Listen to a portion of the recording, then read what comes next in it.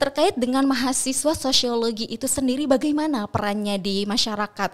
Kemudian peran mereka nantinya sebagai social agent bagi masyarakat itu seperti apa? Masih ada mahasiswa atau orang tua mahasiswa yang bertanya gitu, itu nanti kalau anak kami lulus menjadi sarjana sosiologi mau kerja apa ya gitu ya. Nah, kita dengarkan nih ya. Sampai sekarang masih ada yang bertanya seperti itu.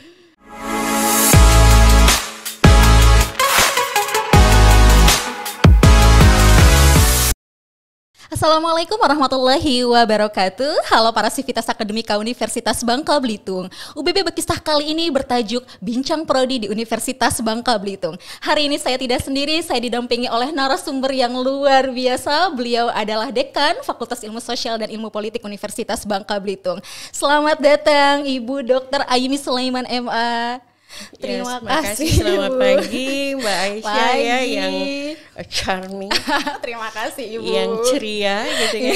Saya merasa senang ya dipertemukan pagi hari ini. Terima kasih. Terima kasih Ibu. Saya juga sangat senang berjumpa dengan Ibu. Kita bisa berdiskusi lebih lanjut sebenarnya mengenai tema hari ini. Tema hari ini sangat luar biasa. Jadi ketika saya melihat draftnya, wah, temanya mantap nih ya. Jadi tema hari ini terkait dengan pengembangan program studi sosiologi dalam pembangunan daerah dan sosial budaya masyarakat lokal. Namun sebelum kita berdiskusi lebih lanjut Ibu mengenai tema tersebut, boleh disampaikan secara harfiah sebenarnya sosiologi itu apa? Monggo Ibu. Baik, ini tidak sedang lagi ujian ya. Tidak Bu. Ini tidak sedang sidang skripsi. Penjelasan tentang sosiologi dari perspektif keilmuan ya. Iya, sebenarnya kalau kita berbicara awal dari pendirian universitas ini, the founding fathers dari universitas ini yang pada saat itu juga adalah seorang sosiolog, gitu, Profesor Bustami Rahman MSc, itu sering berucap di dalam ruang-ruang publik ketika kita baik itu di dalam antar sivitas akademika ataupun ketika beliau diundang oleh pemerintah daerah, kenapa universitas ini ada program studi sosiologi.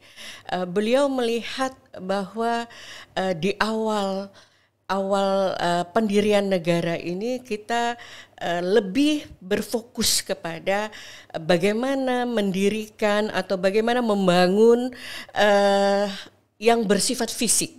Ya, hal-hal yang bersifat fisik. Tetapi dalam pencermatan beliau ketika negara ini berproses, ada sesuatu yang kurang. Karena ketika pendekatan kita tuh lebih kepada pembangunan fisik, tapi kita tidak menyentuh pembangunan yang bersifat non fisik dalam artian bagaimana membangun manusia itu, ya. Karena pembangunan manusianya sendiri sebagai modal sosial dari kekuatan pembangunan itu sendiri, itu juga harusnya mendapatkan porsi yang memadai sehingganya sumber daya manusia Indonesia ini siap membangun ataupun siap berperan dalam proses pembangunan itu. Sebenarnya diawali oleh itu. Karena sosiologi sebagai ilmu murni itu lebih melihat kepada hubungan antar fenomena sosial yang terjadi, antar realitas sosial yang terjadi, bahkan fakta sosial yang terjadi di dalam kehidupan kita.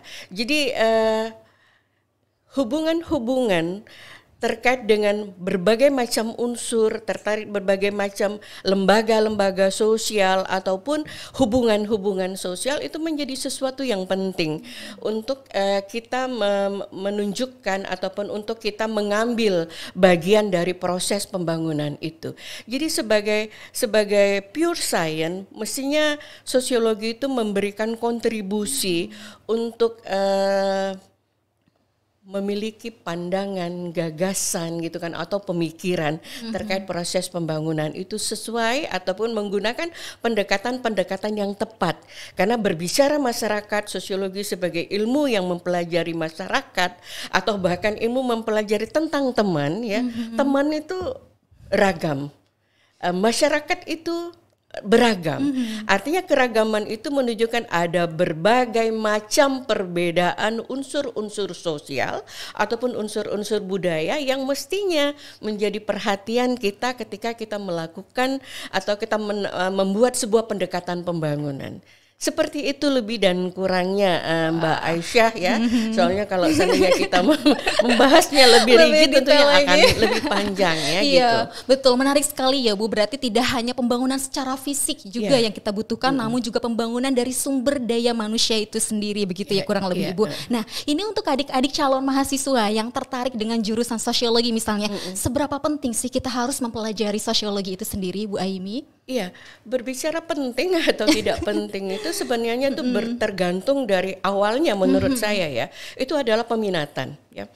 Minatnya kita pada satu cabang ilmu itu bagi saya itu menjadi sebuah entry point ya untuk menetapkan ataupun untuk sampai kepada sebuah keputusan memilih program studi yang kita minati itu. Tetapi karena pengalamannya, saya pikir mungkin pengalaman saya ini juga dialami oleh orang-orang lain atau para sosiolog yang hari ini bergelut tentang keilmuan ini. Saya merasa ketika dulunya saya tuh nggak tahu apa-apa tentang sosiologi, tapi ketika saya belajar tentang apa itu sosiologi, di awal menggalau. Kegalauan itu karena apa? Sulitnya saya memahami konsep-konsep yang sangat abstrak. Teori-teori yang sangat abstrak, tetapi akhirnya saya menemukan sebuah strategi untuk memahami teori-teori itu, konsep-konsep yang sangat abstrak itu. Saya melihat diri saya. Saya melihat masyarakat di lingkungan saya. Ternyata itu menjadi strategi yang jitu untuk kita memahami apa itu sosiologi, termasuk bagaimana kita memahami dan mengimplementasikan using teori itu untuk membaca masyarakat itu. Karena antara individu dan masyarakat itu dalam konteks keilmuan ini itu sangat berkaitan dan saling mempengaruhi ya. Berawal dari bagaimana kita ada di dalam masyarakat itu, bagaimana warna, bagaimana potret, bagaimana pengaruh masyarakat dalam membangun karakter individu, membangun personality individu, itu saling di situ antara individu dan masyarakat itu. Jadi paling tidak saya melihat mempelajari ilmu ini ya, kita bisa memahami diri kita sebagai seorang individu dan bagaimana hubungan kita sebagai individu itu dengan masyarakat. Begitu juga sebaliknya. Ya, masyarakat itu bisa dilihat dari individu-individu yang ada di dalam masyarakat itu.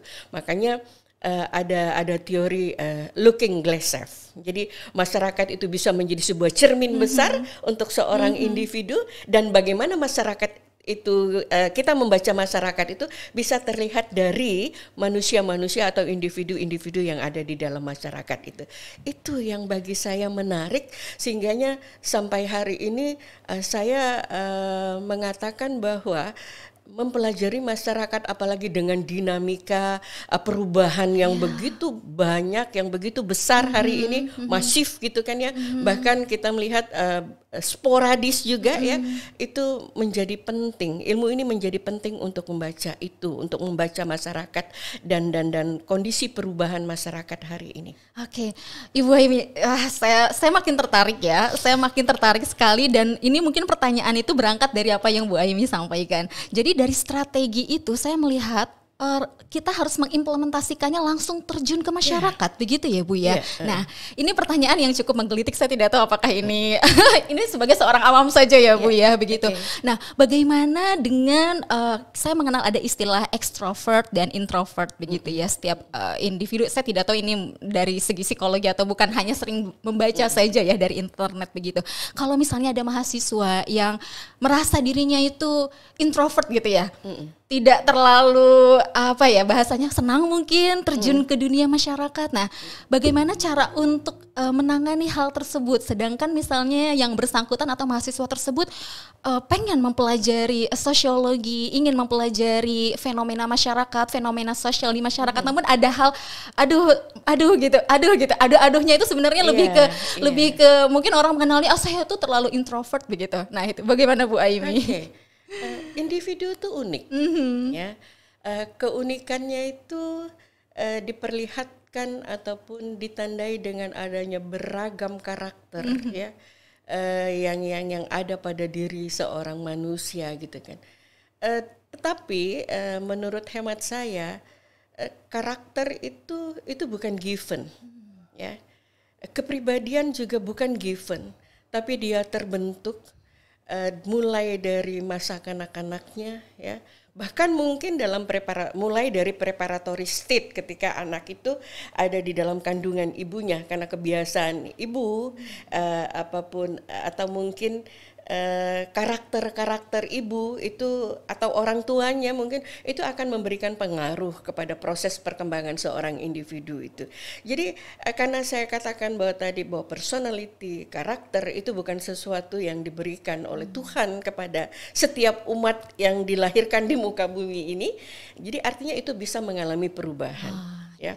Sampai hari ini saya pikir saya atau Mbak Aisyah gitu kan, eksistensinya ada seperti ini, itu tidak terlepas dari sebuah proses sosial. Itulah yang dikatakan bahwa manusia itu unik. Dia bisa melakukan perubahan, dia bisa melakukan adaptasi dalam kondisi sosial tertentu atau dalam proses-proses sosial tertentu. Dan itu semua dipengaruhi oleh stock of knowledge-nya. Tumpukan pengetahuannya yang diawali oleh pengalaman hidupnya dalam proses kehidupannya sehingga dia sampai kepada pribadi ataupun karakter yang seperti itu. Jadi artinya kalau seandainya dia bertemu atau dia masuk di dalam lingkungan sosial yang baru, di dalam kelompok sosial yang baru, atau dia ketemu dalam hubungan sosial yang lebih luas di mana penerimaan norma kolektif itu semakin meluas, mungkin itu akan mempengaruhi. Mungkin saya atau Mbak Aisyah mungkin dulu nggak seperti ini loh ya.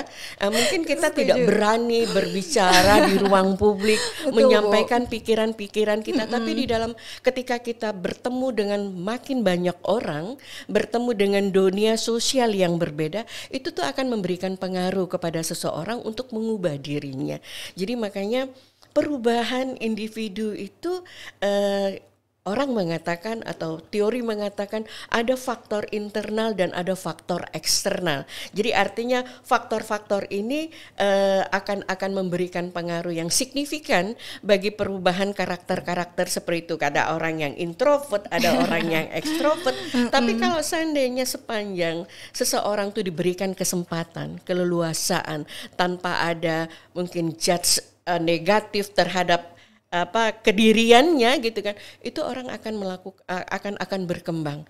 Makanya kalau seandainya kebiasaan kami gitu kan ketika berhubungan dengan mahasiswa, ada mahasiswa yang pendiam, tapi pendiam itu bukan berarti dia nggak mau sebenarnya menyampaikan apa yang ada dalam pikiran atau apa yang dia rasakan, takut, salah, malu, tidak bisa berbicara bahasa Indonesia dengan baik misalnya, atau kebiasaan berbicara bahasa daerah, itu juga sangat mempengaruhi eksistensi seseorang. Jadi artinya menurut saya kita perlu memberikan ruang kepada individu-individu yang seperti itu, dengan mungkin memberikan reward seperti memuji dia ketika dia berani bertutur di ruang publik gitu kan.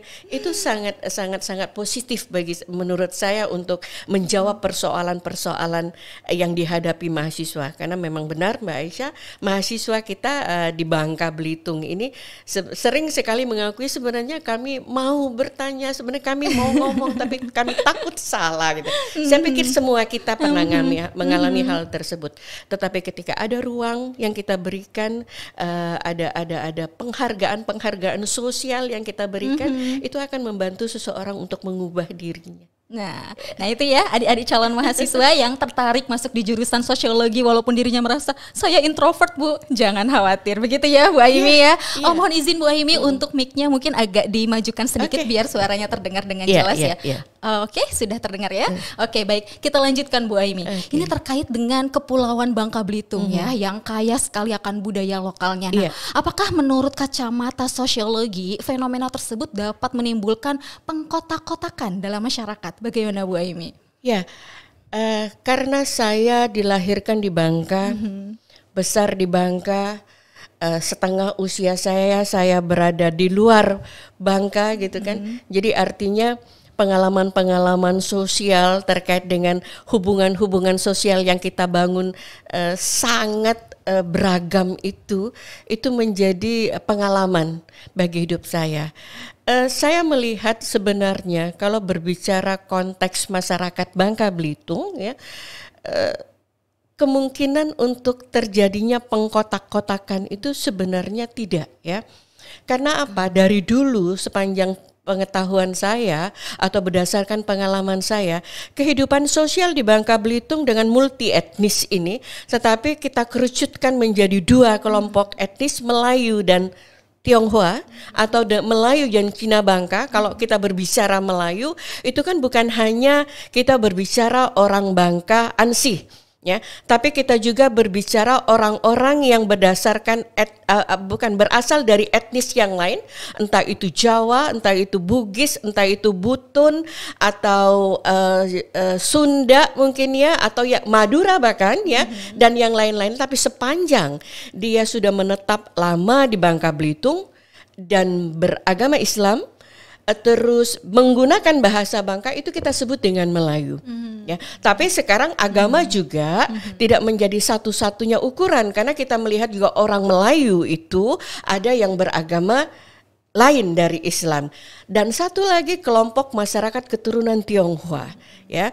Dan kalau kita berbicara hubungan antara dua kelompok etnis ini di Bangka Belitung, Melayu dan keturunan Tionghoa, itu dari dulu itu sudah harmonis ya. Sejarah bagaimana ketika kita membaca sejarah pertimahan di Bangka Belitung ya, itu memberikan kontribusi yang positif terkait dengan hubungan antara kedua kelompok masyarakat ini gitu kan.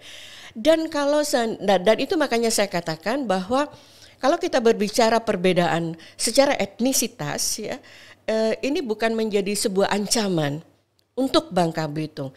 Kalau hari ini ada sedikit gesekan-gesekan hubungan antar etnis, itu pun tidak memberikan pengaruh yang besar terkait dengan hubungan itu. Dan itu hanya terjadi di dalam kelompok-kelompok tertentu dan tidak masif.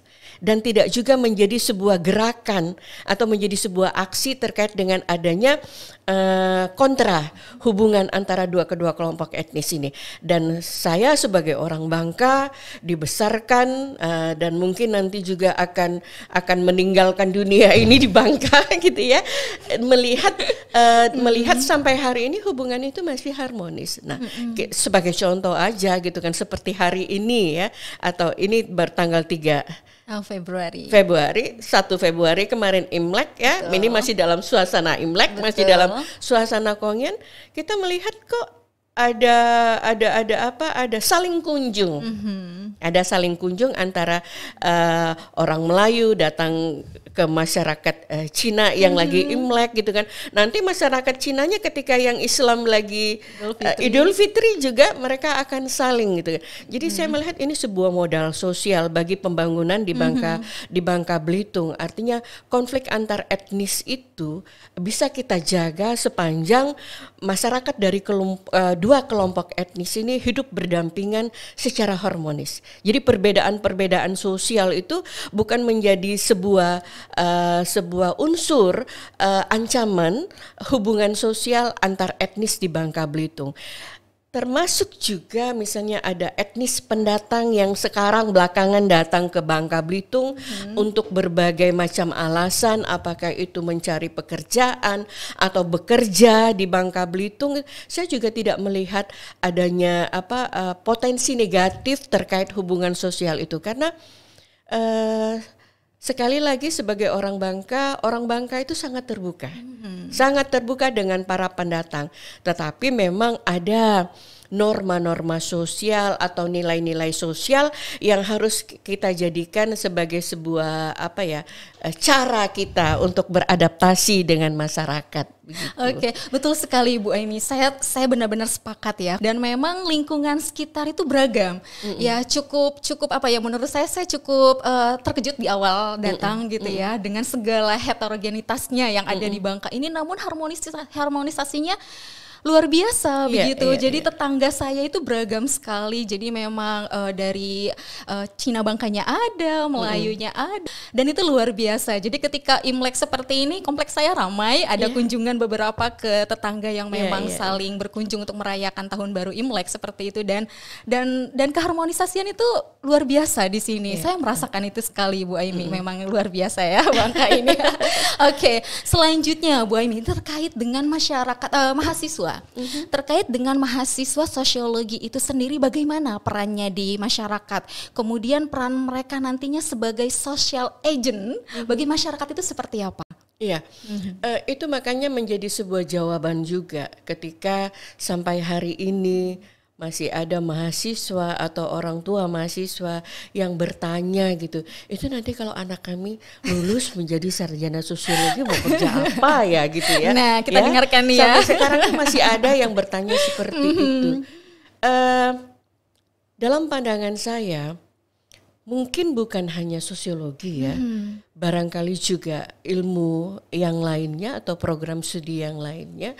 Tidak ada sebuah jaminan bahwa ketika kita lulus menjadi sarjana atas latar belakang keilmuan tertentu gitu kan ya, kita mesti mendapatkan pekerjaan yang benar-benar sama dengan ilmu itu, karena banyak profesi yang tidak dinamai sama dengan itu ya. Tapi yang penting itu bagi saya justru ketika mahasiswa belajar menggeluti salah satu ilmu gitu kan, dia harus punya soft skill dan hard skill gitu ya kan, dan itu akan memberikan pengaruh positif ketika dia kembali ke masyarakat, bermain peran di masyarakat gitu kan ya, sehingganya ilmu yang dia dapatkan itu berguna gitu kan. Menjadi apapun Anda di masyarakat itu gitu kan, sebenarnya sosiologi ini bisa dimanfaatkan. Kenapa? Karena sosiologi mempelajari hubungan-hubungan antara individu dan masyarakat. Sepanjang masih ada masyarakat ya, sepanjang masih ada masyarakat, hubungan-hubungan itu pasti terjalin dimanapun kita, mulai dari individu dalam kelompok-kelompok yang kecil, individu dengan kelompok yang besar, individu ataupun kelompok dengan lembaga, bahkan berbicara tentang ruang publik. Jadi sepanjang itu ilmu ini pasti akan berguna gitu. Profesi apapun Anda nantinya gitu kan, itu akan berguna membantu Anda untuk itu. Tetapi yang penting lagi bagaimana kita memiliki soft skill. Ya, jadi makanya saya pikir visi universitas ini membangun peradaban dengan tiga term yang sangat cantik itu ya, mental, moral dan intelektual, itu menjadi sebuah tiga konsep yang memiliki hubungan yang sangat erat untuk mahasiswa yang belajar di UBB ini membangun soft skill-nya. Karena saya pernah di akhir tahun kemarin itu dalam sebuah workshop tentang pendidikan, ada sebuah penelitian yang mengatakan bahwa, atau hasil penelitian itu yang mengatakan bahwa ilmu pengetahuan yang kita dapatkan di bangku-bangku kuliah itu ya 10% dipakai di dalam ruang publik ya ketika kita bekerja. Yang paling besar itu porsinya adalah soft skill. Ada 30%-nya jejaring ya, 20% itu keterampilan kita. Ya, jadi itu menjadi penting. Ilmu itu menjadi basis kita membangun kemampuan intelektual kita, tetapi mahasiswa ataupun anak muda sekarang ini dia harus punya kepintaran atau kecerdasan emosional yang dia bangun lewat bagaimana dia membangun soft skill-nya itu. Saya pikir itu menjadi penting. Jadi makanya kalau dikatakan saya mau jadi apa nanti ya, menjadi apa Anda setelah tamat menjadi sarjana sosiologi itu adalah strategi Anda untuk mendapatkan sebuah pekerjaan dan mengimplementasikan ilmunya. Peran itu akan ditentukan dari kedudukan Anda di dalam masyarakat, ya. Jadi kalau hari ini kalau masih dalam tataran menjadi seorang mahasiswa gitu kan, banyak topik, banyak hal yang bisa di dalamnya mahasiswa itu berperan gitu kan. Ada banyak persoalan, jangankan di masyarakat, di lingkungan kampus pun sebenarnya banyak topik yang menarik terkait dengan hubungan mahasiswa dengan sivitas akademika atau lembaga gitu, dan itu banyak hal yang bisa kita jadikan topik untuk kita kaji menggunakan keilmuan kita, teori-teori yang kita pelajari. Sebenarnya nggak perlu kita melihat terlalu tinggi atau terlalu besar gitu kan ya. Dalam konteks mikro hubungan kita sehari-hari ya, antar pertemanan, itu juga menjadi hal yang menarik untuk kita kaji atau kita mencoba mengimplementasikan konsep dan teori yang kita pelajari di masyarakat. Ya. Jadi peran itu tergantung bagaimana mahasiswa itu sensitif dengan lingkungan sosialnya. Oke, luar biasa Bu Aimi ya. Terkait dengan tadi kita sudah membahas mengenai peran sosiologi dalam pembangunan daerah, kemudian sosial budaya masyarakat. Ada tidak Bu kira-kira peran dari program studi sosiologi terkait dengan pengelolaan lingkungan? Iya. Seperti itu. Silakan Ibu. Ya, di sosiologi itu ada beberapa mata kuliah ya, ada beberapa mata kuliah yang mengulik ya tentang hubungan kampus dengan pembangunan di daerah. Di dalam MBKM itu kemarin kita berbicara tentang sosiologi pertambangan sebagai salah satu mata kuliah yang kita gadang-gadangkan untuk menjadi mata kuliah yang berkaitan dengan peran kita di dalam pembangunan daerah. Sosiologi lingkungan itu juga menjadi sebuah pilihan ketika kita berbicara sustainable development ya, masyarakat pasca tambang itu ya, seperti apa nantinya pendekatan pembangunan yang tepat untuk Bangka Belitung. Di samping itu juga ada yang menarik saya pikir, bahkan itu menjadi yang bermain-main dalam pikiran saya beberapa hari belakangan ini, sosiologi budaya. Berdasarkan pertanyaan dari Mbak Aisyah tadi terkait dengan hubungan etnisitas itu, saya berpikir apakah kebudayaan lokal ya ataupun nilai-nilai kelokalan itu nantinya bisa kita jadikan sebagai sebuah blueprint untuk membuat pendekatan pembangunan yang tepat terkait dengan ada dua kelompok masyarakat Bangka dan Belitung. Sampai hari ini sepertinya di sosiologi belum ada kajian yang detail gitu kan terkait dengan seperti apa sebenarnya atau apakah ada perbedaan orang Belitung dan orang Bangka. Ketika itu menjadi sebuah konsen saya pikir dalam kajian sosiologi budaya ya, ini bisa kita pakai untuk saya katakan blueprint ataupun pendekatan pembangunan yang bisa dipakai oleh pemerintah daerah untuk melakukan pendekatan pembangunan, bahkan mungkin bisa untuk meningkatkan partisipasi masyarakat terhadap pembangunan itu.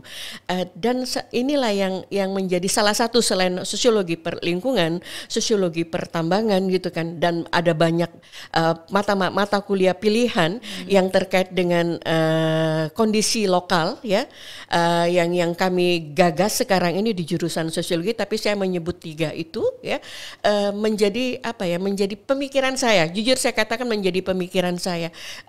Tidak menutup kemungkinan nanti dalam tahun 2022 ini menjadi konsen kami, sehingganya nanti sosiologi itu, prodi sosiologi itu punya kontribusi pemikiran kepada pemerintah daerah, terutama dalam pendekatan pembangunan. Karena menurut hemat saya dalam kondisi masyarakat yang hari ini, meskipun kita mengatakan masyarakat pasca tambang, tetapi ketika harga timah naik melonjak begitu tinggi ya, sektor pertambangan kembali ramai gitu kan ya. Betul. Bahkan muncul konsep-konsep baru dalam masyarakat tambang seperti TI Sebu, seperti TI Tungau gitu kan. Oh, dulu kita cuman kenal TI gitu ya Mas. Tapi hari ini ada TI Tungau, ada TI Sebu. Dalam pikiran saya, kenapa mereka yang beraktivitas dalam penambangan menyebutnya tungau? Dalam pikiran saya tungau itu kecil, lalat kecil. Tapi lalat kecil ini kadang-kadang kalau gigit itu sakit loh gitu kan ya. Filosofi apa yang mereka pakai sehingga disebut dengan TI Tungau, disebut dengan TI Sebu. Ini sederhana. Tetapi ketika kita kulik gitu kan, dengan melihatnya dari perspektif filosofinya seperti apa, terus aktivitas yang mereka lakukan seperti apa, ini saya pikir menarik. Jadi kalau kita mengatakan hari ini Bangka Belitung sudah merupakan masyarakat pasca tambang ya, tetapi faktanya masyarakat kita masih bergantung seperti itu. Nah, ada satu fenomena yang menarik lagi Mbak Aisyah yang saya temukan di dalam aktivitas pertambangan, ada premanisme yang kalau selama ini yang kita kenal premanisme itu dilakukan oleh seksis laki-laki, dilakukan oleh perempuan. Wow, Ini menarik. Saya pikir sekali. Ini kajian yang menarik. Makanya saya bilang sudah saatnya ya dalam keberadaan prodi sosiologi hari ini ya itu memberikan kontribusi pemikiran atau kajian-kajian sosiologi yang lebih mendalam ya, sehingga ini bisa menjadi sebuah informasi akademik ya yang bisa dibaca, yang bisa dipakai oleh banyak orang gitu kan. Karena bagaimanapun saya lihat masyarakat hari ini masih perlu kita treatment ya terkait dengan masyarakat tambang itu sendiri atau aktivitas penambangan yang masih menjadi realitas sosial di Bangka Belitung. Oke Bu Aimi, kayaknya kita harus minta sama tim teknis ada satu sesi diskusi langsung sama Bu Dr. Aimi terkait dengan sosiologi tadi, karena waktu kita yang sangat terbatas sekali, luar biasa. Saya sangat tertarik sekali Bu, apalagi tadi terkait dengan pengelolaan lingkungannya begitu ya. Jadi nanti mungkin ada satu kesempatan lagi ya, tim teknis tolong catat. Saya tunggu kesempatan itu.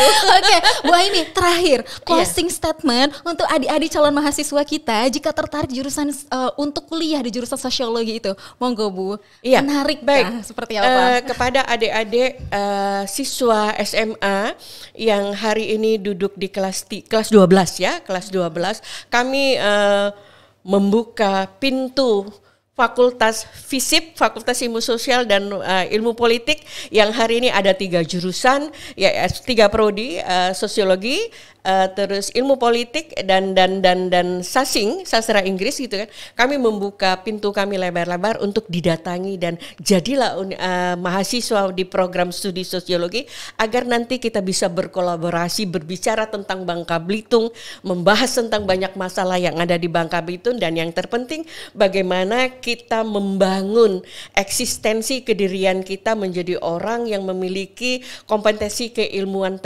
tersendiri gitu kan, sehingga nantinya bisa memberikan peran dan manfaat bagi pembangunan di Bangka Belitung. Luar biasa, terima kasih banyak Ibu Aimi, terima kasih atas kehadirannya. Untuk sharing sessionnya terima kasih.